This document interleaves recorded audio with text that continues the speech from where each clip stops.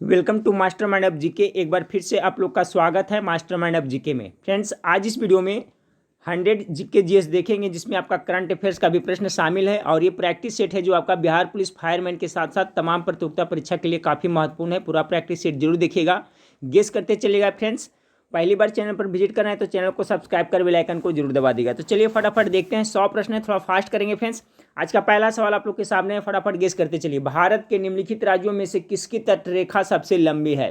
पहला का correct answer क्या होगा? तो ऑप्शन नंबर डी इसका करेक्ट आंसर होगा, गुजरात का। 2 नंबर सवाल, सूर्य के प्रकाश से पाराबैंगनी विकिरण अभिक्रिया निम्न में से क्या पैदा करती है?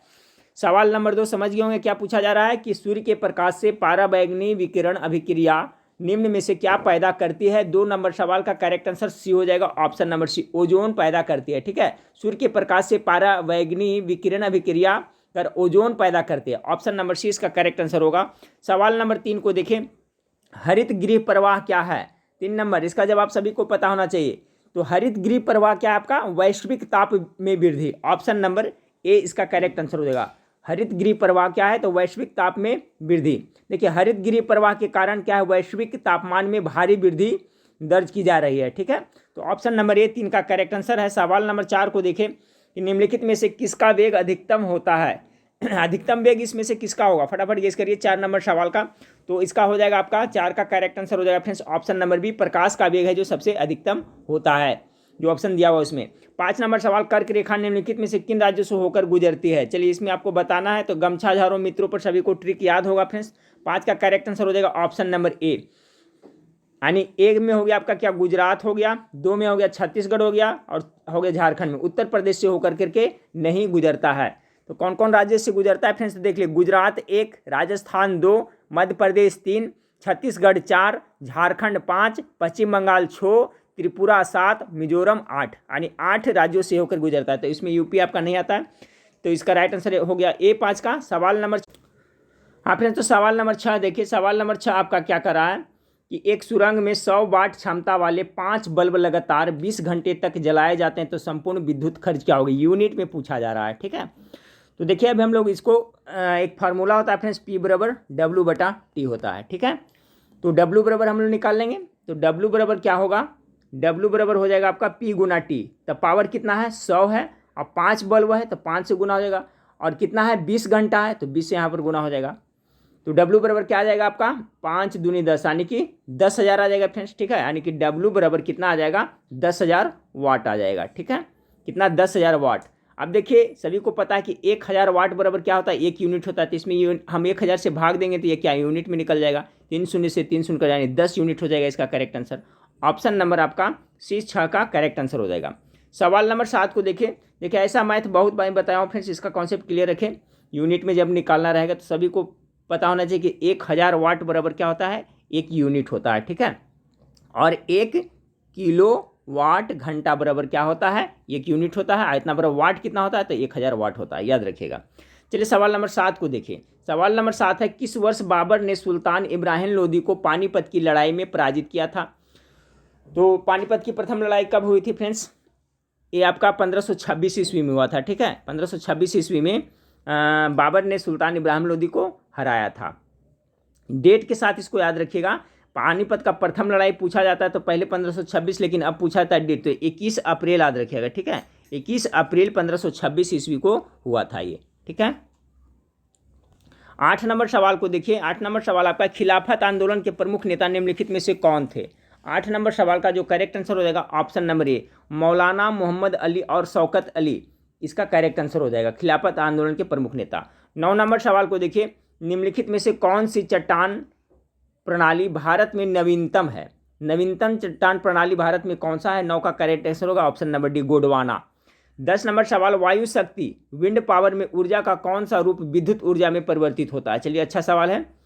वायु शक्ति विंड पावर में ऊर्जा का कौन सा रूप है जो विद्युत ऊर्जा में परिवर्तित होता है? 10 नंबर सवाल का करेक्ट आंसर होगा गतिज ऊर्जा। 11 नंबर सवाल को, निम्नलिखित में से किस किले का निर्माण अकबर के राज्यकाल में नहीं कराया गया था? अकबर के राज्यकाल में कौन सा किला का निर्माण नहीं करवाया गया?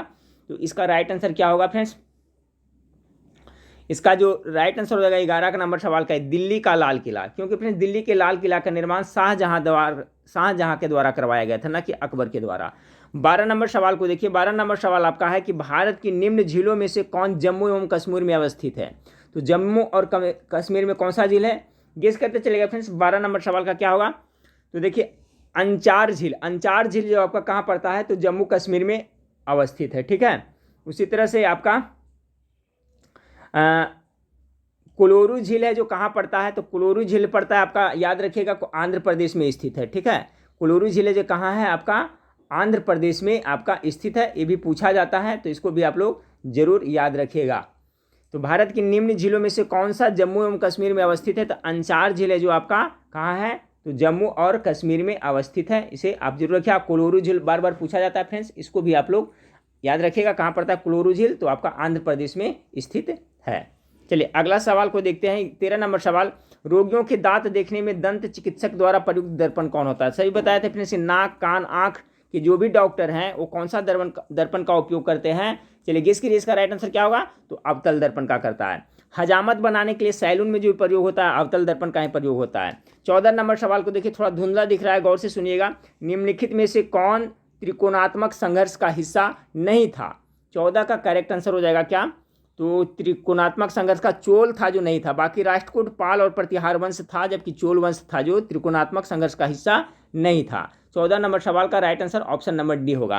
प्रैक्टिस सेट प्रत्येक दिन करना चाहिए फ्रेंड्स, इससे आपको पता चलेगा कि क्वेश्चन किस तरह से पूछा जाता है। सिर्फ पढ़ने से नहीं होगा, एक प्रैक्टिस सेट आप प्रत्येक दिन करें, कैसा भी प्रैक्टिस सेट है एक प्रत्येक करें, इससे आपको आइडिया मिलेगा क्वेश्चन किस तरह से पूछा जाता है, खास करके जो नए अभी कंपटीशन की तैयारी कर रहे हैं उनके लिए, ठीक है फ्रेंड्स।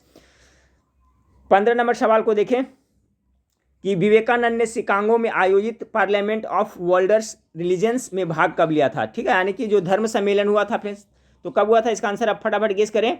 इसका करेक्ट आंसर होगा क्या होगा, 1893 ईस्वी में भाग लिया था ना, ऑप्शन नंबर सी इसका करेक्ट आंसर हो जाएगा 15 का। 16 नंबर सवाल को देखिए। 16 नंबर सवाल है, भारत के निम्नलिखित तटों में से कौन कृष्ण डेल्टा एवं कैंप कमोरिन के मध्य स्थित है। भारत के निम्नलिखित तटों में से कौन कृष्ण डेल्टा एवं कैंप कमोरिन के मध्य स्थित है। 16 का तो कोरोमंडल तट इसका करेक्ट आंसर होगा। 17 नंबर सवाल है आपका, फिर इंडियन ओपिनियन समाचार पत्र के प्रथम संपादक थे, कौन थे। 17 नंबर सवाल का तो देखिए इंडियन ओपिनियन समाचार पत्र के प्रथम संपादक था, तो कौन था ये, तो ये मनसुख लाल नजर थे प्रथम, ठीक है, ऑप्शन नंबर डी इसका करेक्ट आंसर होगा। बाद में महात्मा गांधी ने दक्षिण अफ्रीका से इंडियन ओपिनियन समाचार पत्र प्रकाशित किया था, ठीक है, ये पूछा जाता है कि दक्षिण अफ्रीका से इंडियन ओपिनियन समाचार पत्र प्रकाशित किसने किया था, महात्मा गांधी ने। लेकिन अगर पूछा जाए इंडियन ओपिनियन समाचार पत्र के प्रथम संपादक कौन थे, तो मनसुख लाल नजर इसका करेक्ट आंसर होगा। 18 नंबर सवाल को देखिए फ्रेंड्स, निम्नलिखित में से कौन एक व्यस्तम सामुद्रिक व्यापार मार्ग है, ठीक है, कौन सा है जो व्यस्तम सामुद्रिक व्यापार मार्ग है। 18 नंबर सवाल का जो करेक्ट आंसर होगा उत्तरी अटलांटिक महासागर। 19 नंबर, होमी भाभा पुरस्कार निम्न में से किस क्षेत्र में विशेष योगदान के लिए दिया जाता है। अच्छा सवाल है फ्रेंड्स, चलिए गेस करिए। होमी भाभा पुरस्कार 19 का करेक्ट आंसर हो जाएगा आपका नाभिकीय ऊर्जा के क्षेत्र में। 20 नंबर सवाल को देखिए, कोरोनरी धमनी बाई पास सर्जरी में जो रक्त वाहिका ग्राफ्ट हेतु प्रयोग में लाई जाती है वह होती है। अच्छा सवाल है, मॉडरेट सवाल है फ्रेंड्स। 20 का करेक्ट आंसर होगा ऑप्शन नंबर डी, इनमें से कोई भी हो जाएगा, ठीक है, इसमें दे रहा है इनमें से कोई भी। कह रहा है कोरोमनी धमनी बाईपास सर्जरी में जो रक्त वाहिका ग्राफ्ट हेतु प्रयोग में लाई जाती है वह होती है, तो पांव से ली गई सिरा, उसके बाद अग्र हस्त से ली गई धमनी, या तो सीने छाती के व्यस्त से ली गई धमनी। देखिए फ्रेंड्स, जब बाईपास सर्जरी होता है तो कहीं से आपका वो अंग निकाला जाता है, तो आपको कह रहा है तो कहीं से भी निकाला जा सकता है। जो कोरोनरी धमनी बाईपास सर्जरी होता है तो जो रक्त वाहिका ग्राफ्ट हेतु प्रयोग लाए जाते हैं वो आपको पाँव से भी ऑपरेशन करके निकाल सकता है, अग्रहस्त से भी लगा सकता है, सीने छाती के व्यस्तन से भी ले जा सकता है, कहीं से आपको यहाँ पर लेकर के वहाँ पर सेट कर दिया जाता है। तो 20 का राइट आंसर हो जाएगा ऑप्शन नंबर आपका डी हो जाएगा। हाँ फ्रेंड्स, सवाल नंबर 21 देखिए। सवाल नंबर 21 आपका है कि निम्नलिखित में से कौन संविधान प्रारूप समिति के सदस्य थे। तो संविधान प्रारूप समिति के सदस्य टोटल कितने थे फ्रेंड्स, 7 थे। ध्यान दीजिए, अध्यक्ष नहीं सब सदस्य पूछा जा रहा है। टोटल 7 सदस्य थे। तो इसमें से आपका देखिए कौन कौन है, तो एन गोपाल स्वामी थे, जवाहरलाल नेहरू नहीं थे, सरदार पटेल ये थे, अल्लादी कृष्णा स्वामी अय्यर ये 2 थे, यानी कि 21 नंबर सवाल का right answer option number C होगा। 1 और 3 एन गोपाल स्वामी, अल्लादी कृष्णा स्वामी अय्यर ये दोनों थे। टोटल कितने थे, 7 थे फ्रेंड्स। जैसे मैं अब कहा हो गया के एम मुंशी भी इसके सदस्य थे, सैयम मोहम्मद सादुल्ला भी थे, BL मित्तल और DP खेतान थे। ठीक है, तो ये सब याद कर लेगा सातों का। तो इसका जो हो जाएगा आपका N गोपाल स्वामी और अल्लादी कृष्ण स्वामी अय्यर जो संविधान प्रारूप समिति के सदस्य थे। अगर पूछा जाए प्रारूप समिति के अध्यक्ष कौन थे, तो डॉक्टर भीमराव अंबेडकर हो गए थे। इसको भी याद रखिएगा।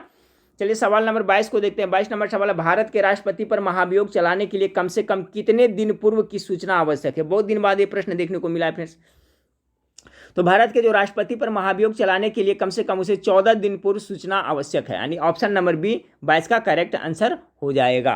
ठीक है, और भारतीय संविधान के अनुच्छेद 61 के अनुसार आपका इस क्या है, इस पर महाभियोग लगाया जा सकता है, ये भी याद रखिएगा। ठीक है, 61 के अनुसार भारतीय संविधान के अनुच्छेद 61 में आपका महाभियोग संबंधी प्रबंध किया गया। ये भी सवाल पूछा जाता है, तो याद रखिएगा अनुच्छेद 61 है जो संबंधित है महाभियोग से संबंधित।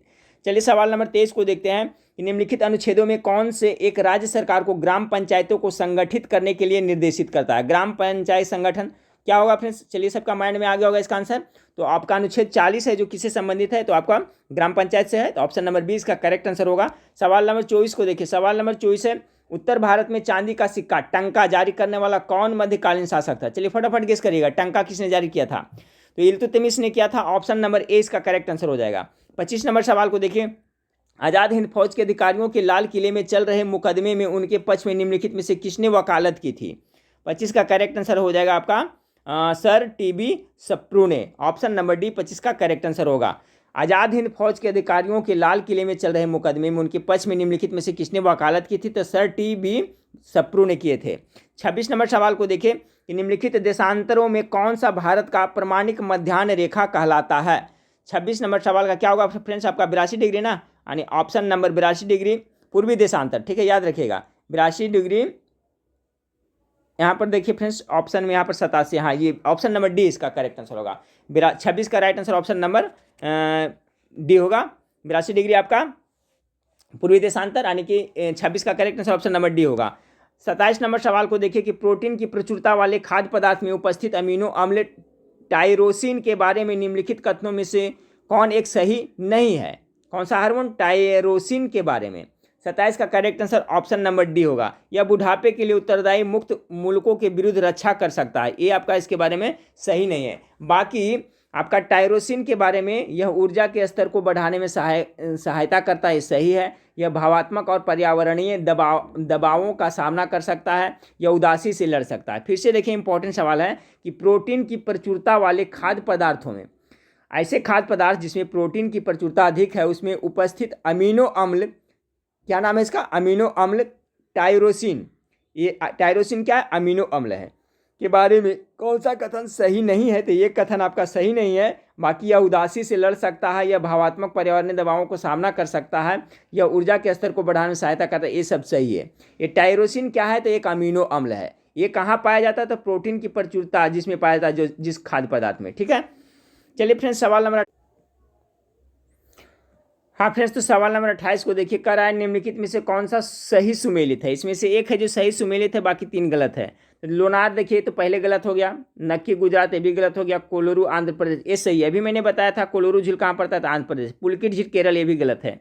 तो इसमें और जो देख लेते हैं फ्रेंड्स, लोनार झील मध्य प्रदेश में नहीं है, तो क्या हाँ है आपका, लोनार झील महाराष्ट्र में पड़ता है। नक्की है जो राजस्थान में पड़ता है, कोलोरू आंध्र प्रदेश में, पुलकित झील कहाँ पड़ता है, तमिलनाडु में पड़ता है। ठीक है, तो ये सभी को आप लोग याद रखिएगा।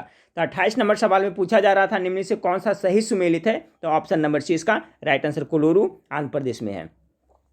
फिर आपका सूची 1 से सूची 2 में मिलान करना दिया हुआ है फ्रेंड्स आपका, कि एक साइड में आपका है खनन क्षेत्र है, दूसरे साइड में खनिज है।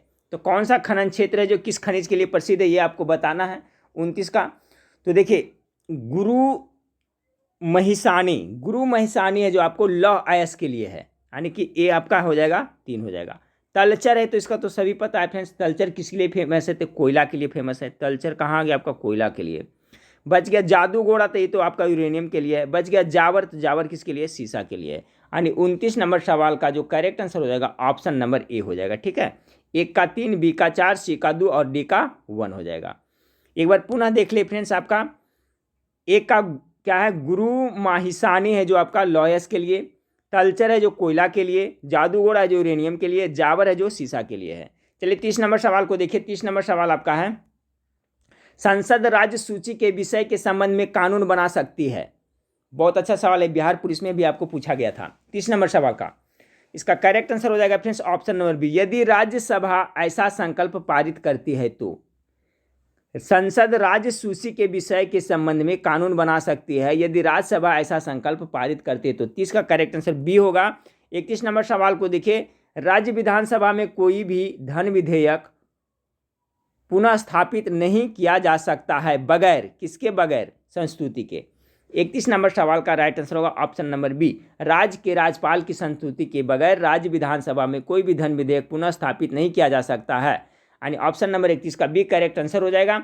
सवाल नंबर 32 को देखें कि भारत के मुख्य निर्वाचन आयुक्त की पदावधि क्या है, ठीक है, कितने वर्ष के लिए। 32 का सी होगा फ्रेंड्स। भारत के जो मुख्य निर्वाचन आयुक्त होते हैं उनको 6 वर्ष की होता है और अधिकतम कितना 65 वर्ष की आयु तक रह सकते हैं। 32 का correct answer option number C हो जाएगा। 33 नंबर सवाल को देखें, संविधान के अंतर्गत उच्चतम न्यायालय से विधि के प्रश्न पर राय लेने का अधिकार किसको है। 33 नंबर सवाल का कि संविधान के अंतर्गत उच्चतम न्यायालय से विधि के प्रश्न पर राय लेने का अधिकार किसको है। 33 का correct answer option number A हो जाएगा, राष्ट्रपति को हो जाएगा, ठीक है। 33 का जो करेक्ट आंसर हो जाएगा ऑप्शन नंबर ए, राष्ट्रपति। 34 नंबर सवाल को देखें, 1919 के सुधारों की भारतीयों की आकांक्षाओं को पूर्ण करने में असफलता के साथ भारतीय राष्ट्रीय कांग्रेस ने स्वराज अथवा स्वशासन हेतु आंदोलन किया, किसके नेतृत्व में किया था, ठीक है। 34 का करेक्ट आंसर महात्मा गांधी हो जाएगा। 35 नंबर सवाल को देखिए, लवण प्रभावित मृदाओं का सर्वाधिक क्षेत्रफल वाला राज्य कौन सा है। अच्छा सवाल है। 35 का करेक्ट आंसर हो जाएगा आपका गुजरात हो जाएगा, ठीक है। लवण प्रभावित मृदा, मृदा मान क्या, मिट्टी का सर्वाधिक क्षेत्रफल वाला राज्य कौन सा है, तो इसका जो राइट आंसर हो जाएगा गुजरात हो जाएगा, गुजरात में ज़्यादा है। 36 नंबर सवाल, भारत के निम्नलिखित में से कौन अधिकतम सिल्क सूत उत्पादित करता है। सिल्क सूत कौन सा राज्य सबसे ज़्यादा उत्पादित करता है, तो इसका कर्नाटका हो जाएगा, ऑप्शन नंबर डी 36 का करेक्ट आंसर होगा। 37 नंबर सवाल को देखें कि निम्नलिखित में से किसने नील की खेती के संबंध में चंपारण में महात्मा गांधी को आमंत्रित किया था। बहुत बार बताया फ्रेंड्स, वहाँ के एक किसान था जिन्होंने नील की खेती के विरुद्ध आंदोलन के लिए महात्मा गांधी को बुलाया था, उसका नाम था राजकुमार शुक्ल ना, राजकुमार शुक्ल थे जो नील की खेती के संबंध में चंपारण में महात्मा गांधी को आमंत्रित किया था, ठीक है। राजकुमार शुक्ल चंपारण के क्या थे, एक शिक्षित मतलब शिक्षित किसान थे, याद रखिएगा, तो ऑप्शन नंबर 6 का करेक्ट आंसर है। 38 नंबर सवाल को देखिए कि निम्नलिखित में से कौन एक कैबिनेट मिशन का सदस्य नहीं था। 38 का करेक्ट आंसर हो जाएगा option number B, John Simon थे जो आपका कैबिनेट मिशन के सदस्य नहीं थे, बाकी एवी अलेक्जेंडर, पैंथिंग लॉरेंस और स्टोफोर्ड क्रिप्स ये सभी थे जो कैबिनेट मिशन के सदस्य थे। ऑप्शन नंबर 20 का करेक्ट आंसर होगा, जॉन साइमन इसका नहीं थे। 39 नंबर सवाल को देखिए, भारत का सर्वाधिक आबादी वाला द्वीप कौन सा है। 39 का जो करेक्ट आंसर होगा आपका, भारत का सर्वाधिक आबादी वाला द्वीप है जो सॉल्सेट द्वीप है, ठीक है। सॉल्सेट द्वीप पर मुंबई नगर अवस्थित है, याद रखिएगा, ऑप्शन नंबर डी इसका करेक्ट आंसर होगा। हाँ फ्रेंड्स, तो सवाल नंबर 40 को देखें, निम्नलिखित में से कौन एक रबी फसल है, गेस करिए क्या होगा। कपास, मक्का, अरहर, सरसों, गेस कर लिए होंगे, तो करेक्ट आंसर क्या हो जाएगा आपका, ऑप्शन नंबर डी हो जाए। सरसों हो गया, चना हो गया, गेहूं हो गया, ये सभी रबी फसल है। पूछा जाता है कि रबी फसल कब बोई जाती है, तो देखिए रबी फसल मुख्य रूप से आपका अक्टूबर नवंबर में बोई जाती है और मार्च अप्रैल में ये क्या है, काट ली जाती है। अब बच गया खरीफ फसल, तो खरीफ फसल कब बोया जाता है फ्रेंड्स, तो मई जून में, जैसे कि अभी जो चल रहा है फ्रेंड्स, अभी जो खरीफ फसल जैसे धान बोई जाएगी तो ये सब क्या खरीफ फसल के अंतर्गत आती है और ये अक्टूबर नवंबर में काट ली जाती है। तो यहाँ सवाल था रबी फसल, तो सरसों इसका करेक्ट आंसर होगा। भारत के संविधान के उद्देशिका में कितने प्रकार का न्याय की व्यवस्था किया गया है, ठीक है। प्रस्तावना में, उद्देशिका अर्थात क्या, प्रस्तावना, तो भारत के जो प्रस्तावना है उसमें कितने प्रकार की किया गया फिर, तो 3 प्रकार का किया गया है, ऑप्शन नंबर बी इसका करेक्ट आंसर हो जाएगा। चलिए सवाल नंबर 42 को देखिए कि संविधान के निम्नलिखित संशोधन में से किसके अंतर्गत भारत में महिलाओं के लिए ग्राम पंचायतों में 33% स्थान आरक्षित किया गया है। तो 42 का जो करेक्ट आंसर है ऑप्शन नंबर सी, 73वें संशोधन के अंतर्गत संविधान के निम्नलिखित संशोधन यानी कौन सा संशोधन के अंतर्गत भारत में महिला के लिए ग्राम पंचायत में कितना 33% आरक्षण किया गया है, तो 73वें संविधान संशोधन इसका राइट आंसर होगा। 43 नंबर सवाल को देखें, भारत में राष्ट्रीय आपातकाल की घोषणा करने का अधिकार निम्नलिखित में से कौन नहीं है। 43 का राइट आंसर क्या होगा, युद्ध के समय तो होता है फ्रेंड्स, बाह्य आक्रमण क्या होता है, सशस्त्र विद्रोह होता है, आंतरिक शांति को खतरा को देखते हुए नहीं होता है, ठीक है। इसमें नहीं होगा। भारतीय राष्ट्रीय आपातकाल की घोषणा, यानी कि 43 का जो राइट आंसर हो जाएगा ऑप्शन नंबर सी इसका करेक्ट आंसर हो जाएगा। ठीक है, चलिए अगला सवाल है, विटामिन B12 में निम्नलिखित में से कौन सी धातु मौजूद होती है? बहुत पुराना क्वेश्चन है। 44 का क्या होगा? तो B12 जिसे साइनोकोबालामिन कहा जाता है, इसमें आपका कोबाल्ट होता है। ऑप्शन नंबर 1 करेक्ट आंसर है। अगला सवाल को देखिए, सुप्रसिद्ध कोहिनूर हीरा शाहजहां को किसने उपहार में दिया था? किसने दिया था? 45 का, तो इसने दिया मिर्जा जुमला ने दिया था। मीर जुमला ने कोहिनूर हीरा शाहजहां को उपहार में दिया था। ऑप्शन नंबर सी इसका करेक्ट आंसर है। 46 नंबर सवाल को देखिए, 46 नंबर सवाल आपका है, अधोलिखित में से कौन एक सही सुमेलित नहीं है? 46 नंबर सवाल का करेक्ट आंसर हो जाएगा आपका ऑप्शन नंबर डी। एन्नौर जो मेघालय दिखा रहा है फ्रेंड्स, ये आपका सही नहीं है। एन्नौर बंदरगाह जो पड़ता है तमिलनाडु में पड़ता है, ना कि मेघालय में पड़ता है। बाकी कैगा कर्नाटक में है, मुपांदल तमिलनाडु में है, रावतभाटा राजस्थान में है, और ये एन्नौर है जो पड़ता है आपका तमिलनाडु में, ना कि मेघालय में। तो यही आपका सुमेलित नहीं है। चलिए सवाल नंबर 47 को देखिए, निम्नलिखित में से कौन सा जैव रूपांतरण मानव शरीर को अधिकतम ऊर्जा प्रदान करता है? 47 का जो करेक्ट आंसर है friends option number B, ATP और ADP। ठीक है, ATP तो सभी जानते हैं फ्रेंड्स कि जो हमारे शरीर के जो कोशिका गृह किसे कहा जाता है? तो माइटोकॉन्ड्रिया कहा जाता है। माइटोकॉन्ड्रिया में जो ऊर्जा निकलता है यही आपका ATP के रूप में लिखता है। ठीक है, एनासाइन ट्राइफॉस्फेट के रूप में निकलते हैं, ये भी याद रखिएगा।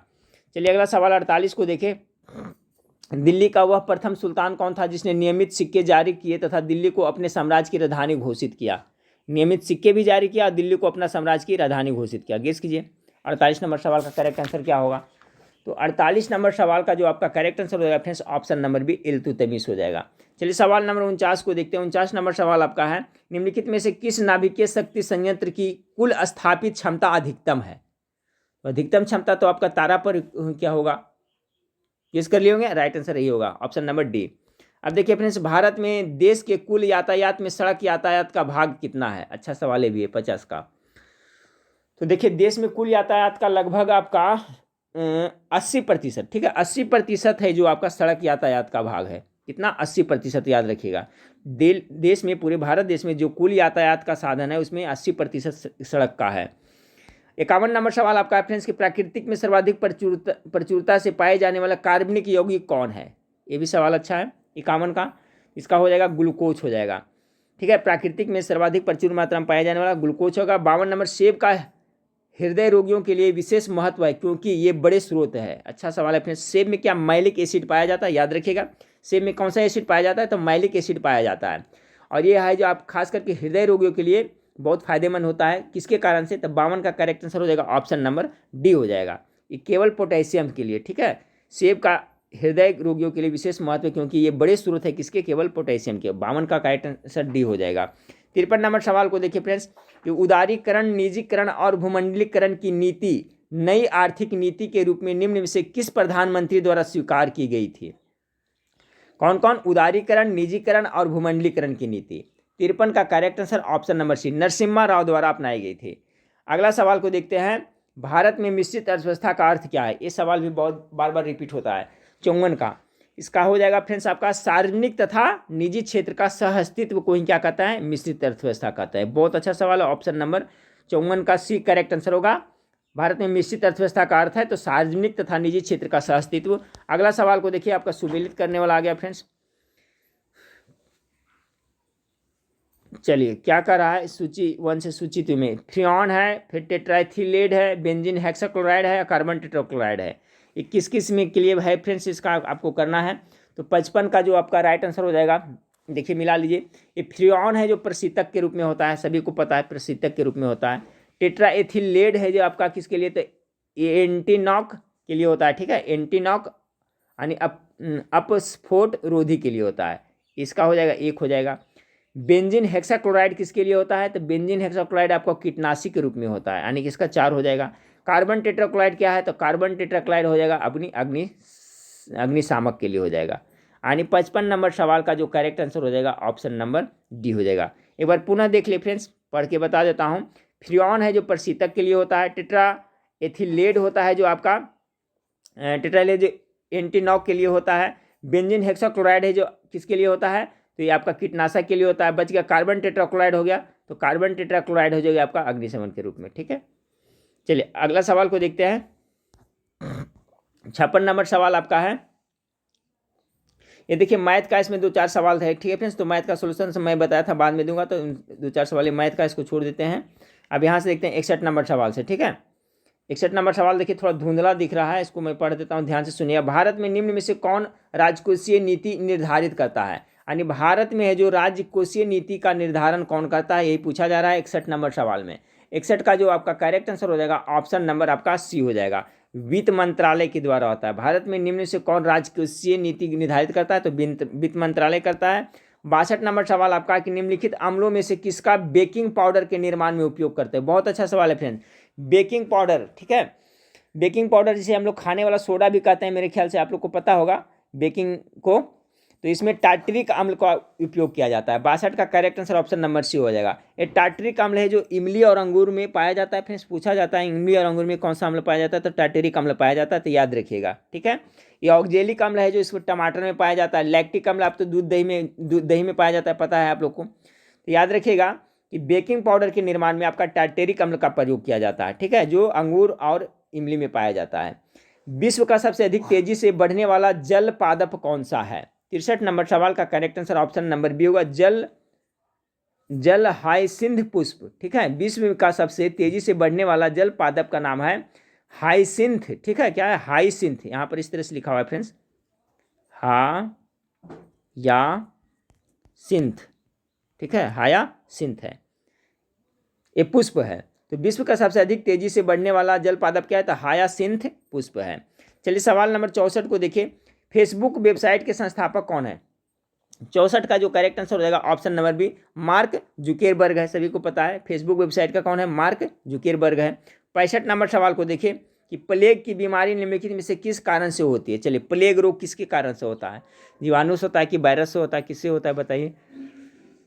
65 नंबर सवाल का राइट आंसर बैक्टीरिया यानी कि जीवाणु के द्वारा प्लेग होता है। ठीक है, 66 नंबर निम्नलिखित में से कौन सी जॉर्डन की राजधानी है? जॉर्डन की राजधानी कहाँ है? 66 का गेस करें, जॉर्डन की राजधानी कहाँ पड़ता है? तो अम्मान पड़ता है, ऑप्शन नंबर डी इसका करेक्ट आंसर है। और जॉर्डन की अगर मुद्रा की बात किया जाए फ्रेंड्स, तो इसका मुद्रा का नाम क्या है? दिनार है। दिनार भी याद रखिएगा। तो जॉर्डन की राजधानी अम्मान है, इसका मुद्रा का नाम क्या है? दिनार है। जॉर्डन ये आपका एशिया महादेश में अवस्थित देश है। चलिए सवाल नंबर 67 को देखें कि निम्नलिखित में से कौन सी मंगोलिया की मुद्रा है? मंगोलिया का मुद्रा क्या है फ्रेंड्स? इसका राजधानी तो आप लोग को पता होगा, मंगोलिया का उलान बटोर राजधानी है, और इसका मुद्रा को हम लोग तुगरिक कहते हैं। 67 का right answer option number B है। तो देखिए मुद्रा और राजधानी भी आप कॉन्सेप्ट क्लियर रखिएगा फ्रेंड्स, मेन देशों का, क्योंकि वो भी कभी कभी पूछ दिया जाता है। 67 का right answer option number B होगा, मंगोलिया का मुद्रा तुगरिक है, इसका राजधानी कहाँ बताया मैंने? उलान बटोर। चलिए, एशिया में तीसरा सबसे अधिक आबादी वाला देश कौन सा है? 68 का जो राइट आंसर क्या होगा फ्रेंड्स, गेस करिए। तो एशिया में तीसरा सबसे आबादी वाला देश है जो इंडोनेशिया है। ठीक है, क्या है? इंडोनेशिया। इसका राइट आंसर ऑप्शन नंबर होगा। अगर एशिया में सबसे ज़्यादा आबादी वाला देश देखा जाए तो चाइना है, दूसरा स्थान पर आपका भारत है, और तीसरा स्थान पर आपको इंडोनेशिया है। तो तीनों को याद रखा, बहुत ही एक क्वेश्चन बहुत ज़्यादा इंपॉर्टेंट है। पहला स्थान पर तो सबसे ज़्यादा चाइना है, दूसरा पर भारत है, लेकिन तीसरा पर कौन नहीं जानते? तो इंडोनेशिया को याद रखिएगा।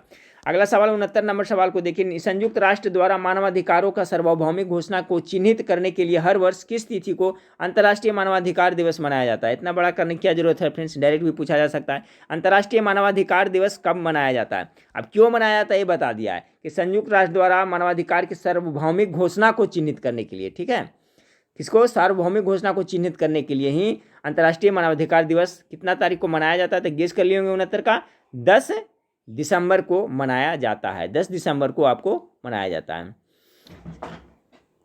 अगला सवाल आपका फ्रेंड्स, अंतर्राष्ट्रीय न्यायालय किस देश में स्थित है? चलिए बताइए, अंतर्राष्ट्रीय न्यायालय किस देश में स्थित है? 70 नंबर सवाल का, तो ये कहाँ पड़ता है? अंतर्राष्ट्रीय न्यायालय का मुख्यालय कहाँ पड़ता है फ्रेंड्स? द हेग है ना, तो ये कहाँ पड़ता है आपका?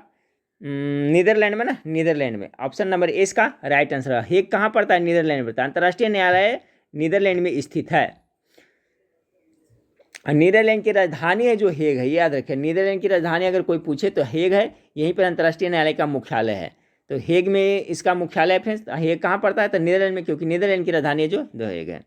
अगला सवाल को देखते हैं कि निम्नलिखित में से कौन सा कथन सही है? 71 का, तो इसका जो right answer option number B, 1975 में आपातकाल के समय इंदिरा गांधी भारत की प्रधानमंत्री थी, बिल्कुल सही है। जब 1975 में आपातकाल हुआ था तो समय भारत के प्रधानमंत्री क्या थे, कौन थे, इंदिरा गांधी थी।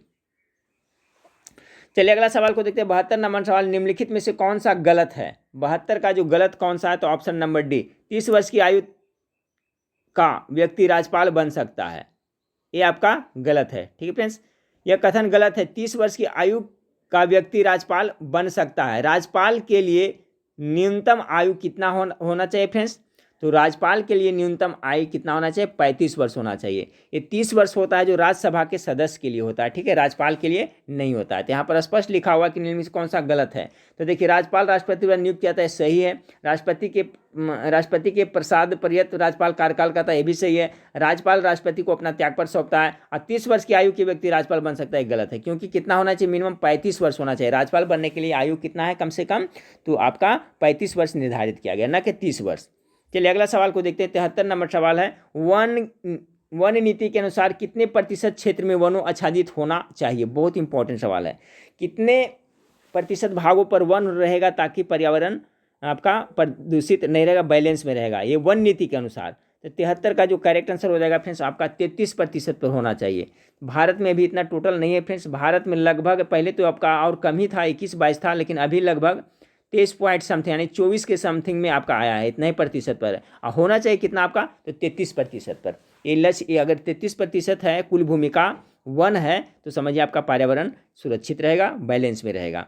तो ये बहुत इंपॉर्टेंट है, याद रहेगा कितने प्रतिशत पर होना चाहिए वन नीति के अनुसार, तो 33% पर। 74 नंबर सवाल आपका है कि 6ठी शताब्दी ईस्वी पूर्व के 16 महाजनपदों में सूरसेन भी शामिल था। वर्तमान में यह क्षेत्र महाजनपद भारत के किस राज्य में पड़ता है। 74 का right answer option number B हो जाएगा, उत्तर प्रदेश में आपका पड़ता है। 75 नंबर सवाल को देखिए कि निम्नलिखित में से कौन शुंग वंश का अंतिम शासक था। शुंग वंश का अंतिम शासक कौन था, तो इसका देवभूति था, जो शुंग वंश का अंतिम शासक था। 76 नंबर सवाल को देखिए कि वेताल भट्ट घटकर पर एवं वररुचि का संबंध निम्न से किस वंश से है। ठीक है, तो 76 नंबर सवाल का जो करेक्ट आंसर होगा ऑप्शन गुप्त वंश से। ठीक है फ्रेंड्स, आपका किससे, तो गुप्त वंश से इसका करेक्ट आंसर 76 का। 77 नंबर सवाल को देखिए, इनमें से कौन बारबरी स्टेटस में शामिल नहीं है। बारबरी स्टेटस में कौन शामिल नहीं है, 77 का राइट आंसर हो जाएगा ऑप्शन नंबर डी, सूडान है जो आपका बारबरी स्टेटस में शामिल नहीं है। ठीक है,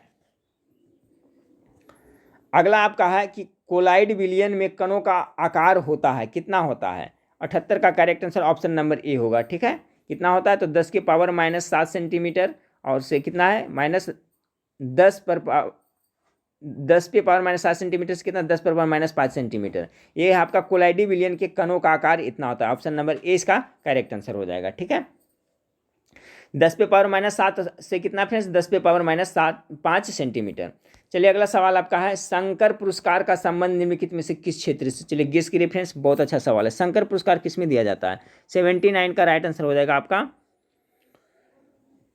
संगीत में भी दिया जाता है, नाट्यकला में भी, भारतीय दर्शन, सभी हो जाएगा। ठीक है फ्रेंड्स, ऑप्शन नंबर डी इसका राइट आंसर हो जाएगा। संगीत पुरस्कार का संबंध संगीत, नाट्यकला और भारतीय दर्शन और संस्कृति क्षेत्र से है, सभी से है। ठीक है, और शंकर पुरस्कार है जो बिड़ला फाउंडेशन के द्वारा दिया जाता है। ठीक है, याद रखिएगा। इस पुरस्कार की स्थापना के बिड़ला फाउंडेशन के द्वारा 1991 में की गई थी। याद कब किया था, तो 1991 में। और ये आपका शंकर पुरस्कार है संगीत, नाट्यकला और भारतीय दर्शन और संस्कृति सभी के को दिया जाता है। किसके द्वारा फ्रेंड्स, तो अभी मैंने बताया बिड़ला फाउंडेशन के द्वारा दिया जाता है। डीपीए किस देश की समाचार एजेंसी है। 80 का राइट आंसर हो जाएगा ऑप्शन जर्मनी का है। डीपीए कहाँ का समाचार एजेंसी है, तो जर्मनी का है। 81 नंबर सवाल को देखिए, पर्यावरण प्रदूषण सूचकांक 2020 में किस देश को प्रथम स्थान प्राप्त हुआ है। चलिए अब यहाँ से करंट अफेयर्स को कुछ प्रश्न देख लेते हैं फ्रेंड्स। 81 नंबर सवाल का राइट आंसर हो जाएगा ऑप्शन नंबर बी, डेनमार्क को। पर्यावरण प्रदूषण सूचकांक 2020 में किस देश को प्रथम स्थान प्राप्त हुआ है, तो इसका 81 का right answer option number B हो जाएगा। अब 82 नंबर सवाल को देखिए। 82 नंबर सवाल है, जून 2020 में क्यूएस वर्ल्ड यूनिवर्सिटी की ताज़ा रैंकिंग में भारत के विश्वविद्यालयों में प्रथम स्थान किस विश्वविद्यालय संस्था का है। 82 का right answer option number A होगा, IIT मुंबई का। 83 नंबर सवाल को देखें कि किस भारतीय खिलाड़ी को विजडन पत्रिका द्वारा भारत में 21वीं सदी का मोस्ट वैल्यूएबल प्लेयर चुना गया है? 83 नंबर सवाल का करेक्ट आंसर होगा रविंद्र जडेजा को। याद रखिएगा, किस भारतीय खिलाड़ी को विजडन पत्रिका द्वारा भारत में 21वीं सदी का मोस्ट वैल्यूएबल प्लेयर चुना है? तो रविंद्र जडेजा को। 84 नंबर सवाल को देखिए, future of higher education 9 mega trades नामक पुस्तक निम्नांकित में से किसके द्वारा लिखी गई है? किताब का नाम क्या है? फिर से सुने, future of higher education 9 mega trends. ठीक है, ट्रेंड्स इस किसने लिखा है? तो 84 का जो करेक्ट आंसर है ऑप्शन नंबर पट्टाभिराम ने लिखा है। ठीक है, पट्टाभिराम ने लिखा है। 84 का correct answer option number D है। अब 85 नंबर सवाल को देखिए, विश्व खाद्य सुरक्षा दिवस किस तिथि को मनाया जाता है? चलिए, इसका तो जवाब सभी को पता होना चाहिए। विश्व खाद्य सुरक्षा दिवस किस तिथि को मनाया जाता है फ्रेंड्स? तो 85 का जो करेक्ट आंसर हो जाएगा आपका ऑप्शन नंबर ए, 7 जून को मनाया जाता है। याद रखिएगा, क्या कह रहा है? विश्व खाद्य सुरक्षा दिवस बोल रहा है। तो 85 नंबर सवाल का जो करेक्ट आंसर हो जाएगा ऑप्शन नंबर ए, 7 जून को मनाया जाता है। 86 नंबर सवाल को देखें, हाल ही में किस देश की सेना ने तख्ता पलट करते हुए वहां के राष्ट्रपति और प्रधानमंत्री को गिरफ्तार कर लिया, जिससे पश्चात राष्ट्रपति ने इस्तीफा दे दिया? 86 का हो जाएगा आपका माली का। ठीक है, कहाँ का? माली का। 87 नंबर सवाल देखिए कि यूएसए ओपन 2020 के विजेता कौन है? यूएसए ओपन 2020 के विजेता कौन है? तो 87 नंबर सवाल का सी हो जाएगा डोमिनिक थिएम ने। ठीक है, डोमिनिक थिएम ने जीता था। 88 नंबर सवाल को देखिए, ऑपरेशन माई सहेली को 30 सितंबर 2020 को शुरू किया गया है। इस ऑपरेशन का संबंध क्या? बहुत अच्छा सवाल है फ्रेंड्स, ऑपरेशन माई सहेली।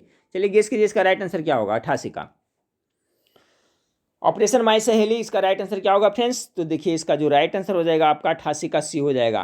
ट्रेनों में महिला सुरक्षा के लिए ये ऑपरेशन माई सहेली को 30 सितंबर कितना 2020 में शुरू किया गया है। इसका संबंध किससे है? तो ट्रेनों में महिला सुरक्षा से है, ऑपरेशन माई सहेली। अगला है फ्रेंड्स, बाबरी मस्जिद विध्वंस मामले में केंद्रीय अन्वेषण ब्यूरो के विशेष न्यायाधीश ने हाल ही में फैसला सुनाकर 32 आरोपियों को बरी किया। यह फैसला बाबरी मस्जिद विध्वंस के कितने वर्षों बाद आया था? ये भी सवाल बहुत इंपॉर्टेंट है, कितने वर्षों के बाद ये फैसला आया था? 89 का जो करेक्ट आंसर हो जाएगा फ्रेंड्स ऑप्शन नंबर बी, 28 वर्षों के बाद में यह फैसला आया था। कितना? 28 वर्षों के बाद में। याद रखिएगा, कितना? 28 वर्षों।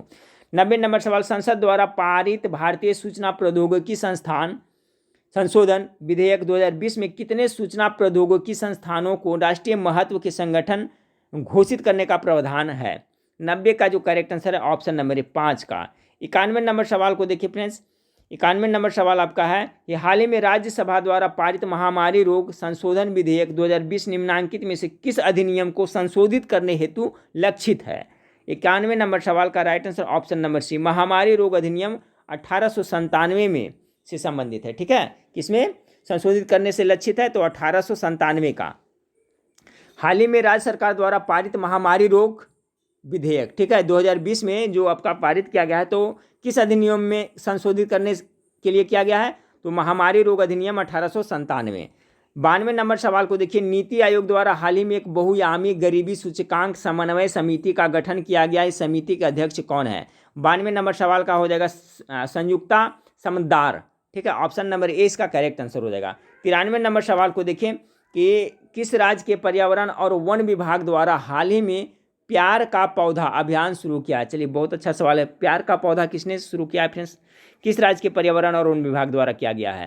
तो 93 नंबर सवाल का जो राइट आंसर है ऑप्शन नंबर डी, बिहार का। ठीक है, अपना बिहार का। यानी किस राज्य के पर्यावरण और वन विभाग द्वारा हाल ही में प्यार का पौधा अभियान शुरू किया है? तो बिहार ने शुरू किया है प्यार का पौधा। 93 का डी। 94 नंबर सवाल देखिए, भारत ने विदेश व्यापार नीति को कब तक के लिए विस्तार देने का फैसला किया है? ये भी अच्छा सवाल है फ्रेंड्स। 94 का करेक्ट आंसर हो जाएगा ऑप्शन नंबर ए, 31 मार्च 2021 तक। ठीक है, 31 मार्च 2021 तक। ये आपका पार भी हो गया फ्रेंड्स। तो भारत सरकार ने विदेश व्यापार नीति को कब तक के लिए विस्तार कर देने का फैसला किया था? तो आपका ऑप्शन नंबर ए इसका करेक्ट है। 95, राम मंदिर निर्माण हेतु भवन निर्माण समिति का अध्यक्ष किसे बनाया गया? ये तो टॉप मोस्ट भी है फ्रेंड्स। 95 नंबर सवाल का जो करेक्ट आंसर हो जाएगा ऑप्शन नंबर डी। ठीक है, इसमें उसका नाम आपका नहीं दिया हुआ है। ठीक है, राम मंदिर निर्माण हेतु भवन निर्माण समिति का अध्यक्ष किसे बनाया गया है? तो इसका जो राइट आंसर हो जाएगा 95 का ऑप्शन नंबर डी इसका इनमें से कोई नहीं। इसका कौन है फ्रेंड्स, मुझे भी याद नहीं आ रहा है। अगर आप लोग को पता है तो बताइएगा, नहीं तो फिर अगले वीडियो में आपको जरूर बताएगा। चलिए, आपका क्वेश्चन यही रहा आज का कि राम मंदिर निर्माण हेतु भवन निर्माण समिति का अध्यक्ष किसे बनाया गया है। तो 95 नंबर सवाल का इसमें राइट आंसर दे रहा है, ऑप्शन के हिसाब से डी दे रहा है। ठीक है फ्रेंड्स, तो इसका कौन है फ्रेंड्स, अगर हमें बताइएगा, नहीं तो नेक्स्ट वीडियो में आपको बताऊंगा। अगला सवाल आपका है फ्रेंड्स कि निम्नांकित में से कौन CMS COP 13 में लुप्त प्राय प्रवासी प्रजाति के रूप में वर्गीकृत जीव में शामिल नहीं है। 96 नंबर सवाल का करेक्ट आंसर हो जाएगा ऑप्शन नंबर डी, पेंगोलिन है जो आपका नहीं है। ठीक है, निम्नांकित में से कौन CMS COP 13 में लुप्त प्राय प्रवासी प्रजाति के रूप में वर्गीकृत जीव में शामिल नहीं है, तो आपका पेंगोलिन है जो शामिल नहीं है। 97 नंबर सवाल को देखें, भारत में कोरोना संक्रमण से मौत का शिकार बनने वाला पहले केंद्रीय मंत्री कौन है। ये पहले भी करा चुका हूँ, तो सुरेश अंगड़ी है। ठीक है, सुरेश अंगड़ी है जो कोरोना का शिकार हुए थे। ठीक है, तो 97 का राइट आंसर ए हो गया। 98 नंबर सवाल को देखें कि हाल ही में चर्चा में रहे इंद्र 2019 का संबंध किन दो देशों से है। 98 का राइट आंसर भारत और रूस से है। 99 नंबर सवाल को देखिए फ्रेंड्स कि निम्नांकित में से कौन सा कथन असत्य है। 99 का जो करेक्ट आंसर है ऑप्शन नंबर सी, इस योजना में देश के सभी राज्य शामिल है। ठीक है, कह रहा है निम्नांकित में से कौन सा कथन असत्य है, पूरा पढ़े। समर्थ योजना मोदी सरकार की एक महत्वाकांक्षी योजना, ये तो सही है। इस योजना के अंतर्गत कपड़ा कारोबार में कुशल कामगार तैयार किया जा रहा है, ये भी सही है। इस योजना में देश के सभी राज्य शामिल है, ये आपका गलत है। इस योजना के तहत 4 लाख लोगों को वस्त्र संबंधी हुनर सिखाए जाएंगे, सही है। तो देखिए समर्थ योजना, तो समर्थ योजना है जो किससे संबंधित है, आप लोग को समझ में आ गया होगा फ्रेंड्स। ये समर्थ योजना मोदी सरकार की एक महत्वाकांक्षी योजना है। योजना का कपड़ा कारोबार है, समर्थ योजना है जो कपड़ा कारोबार से संबंधित है, याद रखिएगा। चलिए 100 नंबर सवाल को देखें, इस वीडियो का लास्ट सवाल है। हाल ही में चर्चित बाघ प्रिंट का संबंध किस राज्य से है। 100 का राइट आंसर हो जाएगा option number D, Madhya Pradesh से। ठीक है, इसका राइट आंसर हो जाएगा ऑप्शन नंबर डी। क्या है आपका क्वेश्चन, फिर से देखें। हाल ही में चर्चित बाघ प्रिंट का संबंध किससे, तो मध्य प्रदेश से है। ये 100 प्रश्न थे फ्रेंड्स। ठीक है, तो नेक्स्ट वीडियो में फिर मिलते हैं। देखने के लिए थैंक यू, धन्यवाद।